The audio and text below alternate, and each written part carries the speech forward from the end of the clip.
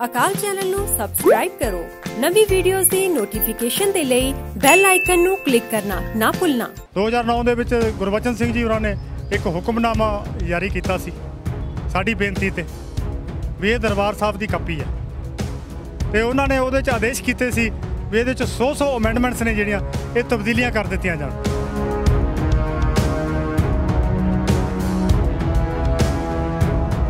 ਤਬਦੀਲੀਆਂ ਖਾਸ ਨਹੀਂ ਖਾਸ ਕੀ ਜੀ ਇੱਕ ਵੀ ਨਹੀਂ ਕੀਤੀ।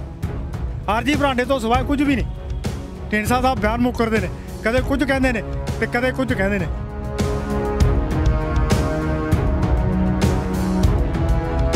ਇੱਕ ਸਿੰਘ ਢੀਂਡਸਾ ਦਾ ਕੀ ਰੋਲ ਹੈਗਾ ਉਹਦੇ ਵਿੱਚ ਮਸਤੂਆਣਾ ਸਾਹਿਬ 'ਚ ਥੋੜਾ ਜ਼ਿਕਰ ਦੱਸ ਦਿਓ। ਛੱਡ ਚੁੱਕੇ ਆ, ਹੁਣ ਕਾਰਵਾਈ ਕੋਈ ਨਾ ਕੋਈ ਹੋਊਗੀ। ਤੁਹਾਨੂੰ ਕੀ ਲੱਗਦਾ ਬਾਹਰਾਂ ਤੋਂ ਵੱਖਰੇ ਹੋ ਚੁੱਕੇ ਆ? ਦੇਖੋ ਜੀ, ਮੈਂ ਇੱਕ ਗੱਲ ਬੜੀ ਕਲੀਅਰ ਕਹਾਂਗਾ, ਇੱਕੋ ਥੈਲੀ ਦੇ ਚੱਟੇ ਬੱਟੇ। ਸਭ ਸੁਖਦੇਵ ਸਿੰਘ ਢੀਂਡਸੇ ਦੀ ਜੇ ਗੱਲ ਕਰੀਏ ਤਾਂ ਇਸ ਟਾਈਮ ਉਹ ਸੁਰਖੀਆਂ ਦੇ ਵਿੱਚ ਆ, ਕਿਤੇ ਉਹਨੂੰ ਭਾਜਪਾ ਦੇ ਨਾਲ ਵੀ ਜੋੜਿਆ ਜਾ ਰਿਹਾ। ਤੁਹਾਨੂੰ ਲੱਗਦਾ ਨਹੀਂ ਕਿ ਉਹ ਛਵੀ ਵਿਗਾੜਨ ਵਾਸਤੇ ਜਾਂ ਕੋਈ ਹੋਰ ਕਾਰਨ ਵੀ ਹੋ ਸਕਦਾ ਫੱਗੂਵਾਲ ਤੇ ਪਹੁੰਚਣ?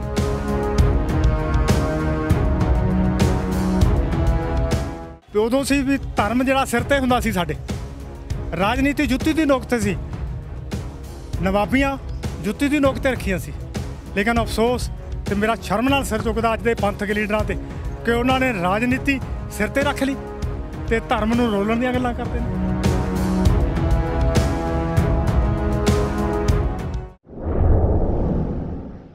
ਦਰਬਾਰ ਸਾਹਿਬ ਦੀ ਨਕਲ ਕਰਕੇ ਮਸਤੂਆਣਾ ਸਾਹਿਬ ਇੱਕ ਬਣਾਇਆ ਗਿਆ, ਉਸੇ ਹੀ ਤਰਜ਼ ਤੇ ਜੋ ਕਿ ਦਰਬਾਰ ਸਾਹਿਬ ਦਾ ਨਾਮ ਦਿੱਤਾ ਗਿਆ ਉੱਥੋਂ ਦੇ। ਉਹਦੇ ਵਾਸਤੇ ਸਮੇਂ-ਸਮੇਂ 'ਤੇ ਆਵਾਜ਼ ਬੁਲੰਦ ਹੁੰਦੀ ਆ। ਆਵਾਜ਼ ਬੁਲੰਦ ਹੋਣ ਤੋਂ ਬਾਅਦ ਦੇ ਵਿੱਚ ਹੁਣ ਤੱਕ ਕੀ ਕਾਰਵਾਈ ਹੋਈ ਉਹਦੇ ਉੱਤੇ? ਸਾਡੇ ਨਾਲ ਪੁਰਸ਼ੋਤਮ ਸਿੰਘ ਜੀ ਫੱਗੂਵਾਲ ਪਹੁੰਚੇ ਹੈਗੇ, ਉਹਨਾਂ ਨਾਲ ਗੱਲਬਾਤ ਵੀ ਕਰਦੇ ਹਾਂ ਤੇ ਮੰਗ ਪੱਤਰ ਲੈ ਕੇ ਵੀ ਅਕਾਲ ਤਖਤ ਸਾਹਿਬ 'ਤੇ ਪਹੁੰਚੇ ਸੀ।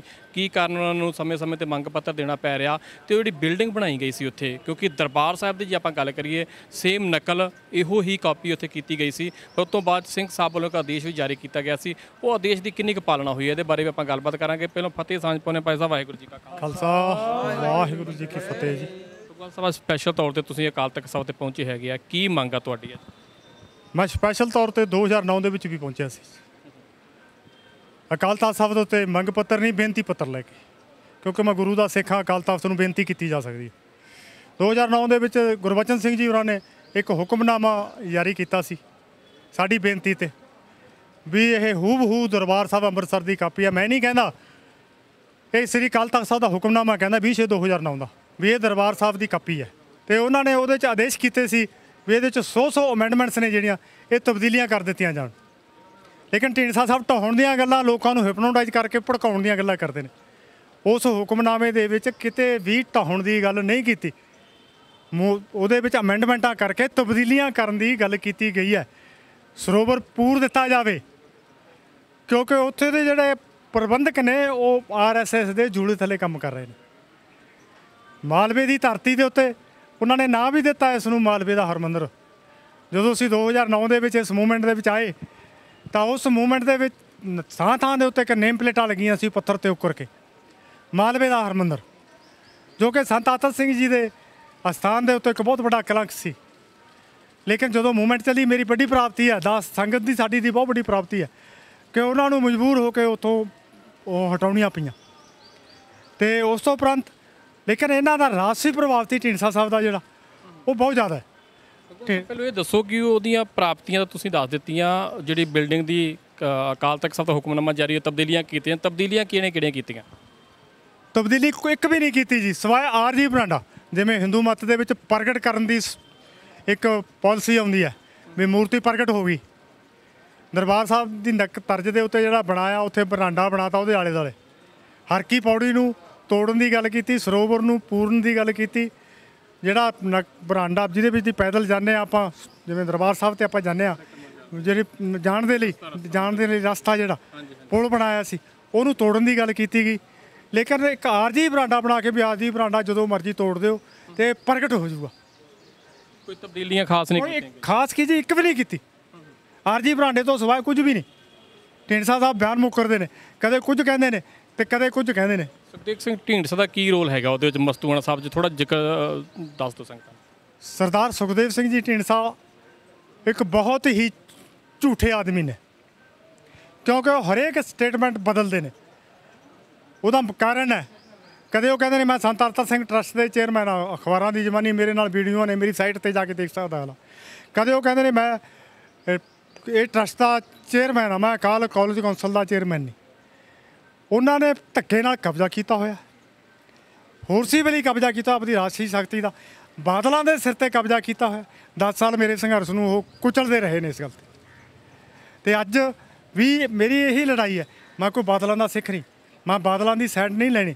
ਸ਼੍ਰੋਮਣੀ ਗੁਰਦੁਆਰਾ ਪ੍ਰਬੰਧਕ ਕਮੇਟੀ ਦੀ ਨਲਾਇਕੀ ਕਰਕੇ ਬਾਦਲਾਂ ਨੂੰ ਛੱਡ ਚੁੱਕੇ ਆ, ਹੁਣ ਕਾਰਵਾਈ ਕੋਈ ਨਾ ਕੋਈ ਹੋਊਗੀ। ਤੁਹਾਨੂੰ ਕੀ ਲੱਗਦਾ ਬਾਦਲਾਂ ਤੋਂ ਵੱਖਰੇ ਹੋ ਚੁੱਕੇ ਆ?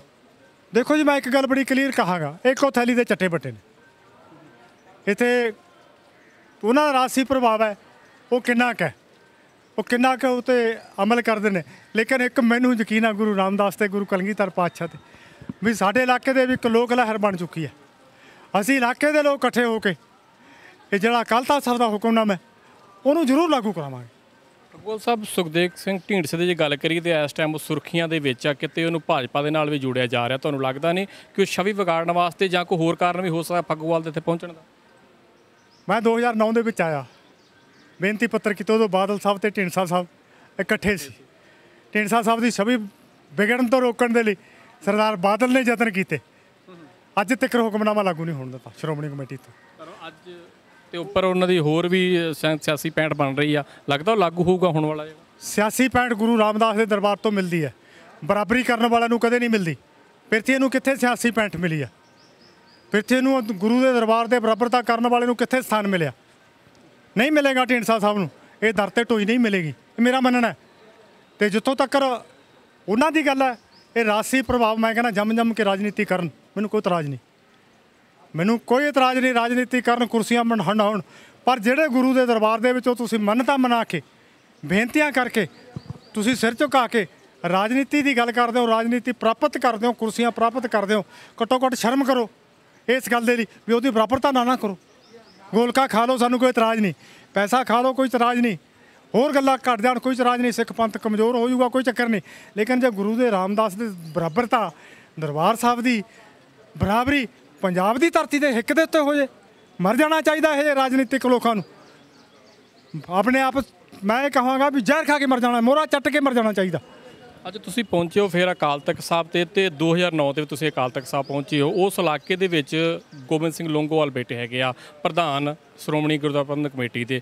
ਉਹਨਾਂ ਤੱਕ ਆਵਾਜ਼ ਪਹੁੰਚਾਈ ਗਈ ਇਹਦੀ, ਕਿਉਂਕਿ 2009 ਤੋਂ ਬੜਾ ਲੰਬੇ ਸਮੇਂ ਬਾਅਦ ਫਿਰ ਤੁਸੀਂ ਅਕਾਲ ਤਖ਼ਤ ਸਾਹਿਬ 'ਤੇ ਪਹੁੰਚੇ ਹੋ।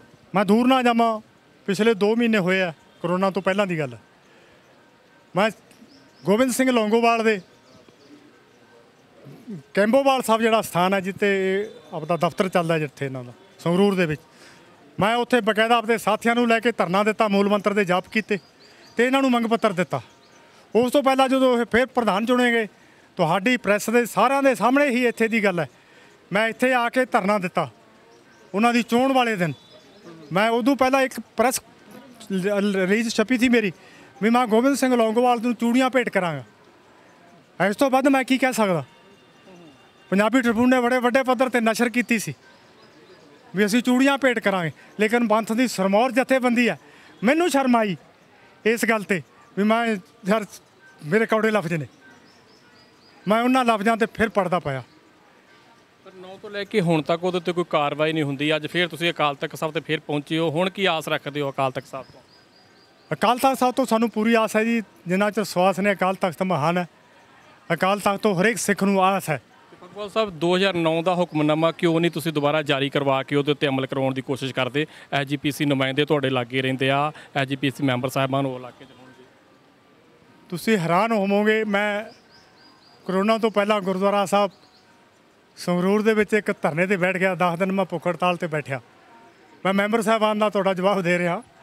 ਮੈਂ 10 ਦਿਨ ਬੈਠਿਆ, 2-4 ਮੈਂਬਰ ਮੇਰੇ ਕੋਲ ਹਾਂ ਦਾ ਨਾਰਾ ਮਾਰਨ ਲਈ ਆ ਗਏ, ਲੇਕਿਨ ਮੇਰੀ ਗੱਲ ਦਾ ਉਹਨਾਂ ਕੋਲ ਜਵਾਬ ਕੋਈ ਨਹੀਂ ਸੀ। ਮੇਰੀ ਗੱਲ ਦਾ ਉਹਨਾਂ ਕੋਲ ਜਵਾਬ ਕੋਈ ਨਹੀਂ ਸੀ। ਇਹ ਰਾਜਨੀਤਿਕ ਲੋਕ ਨੇ।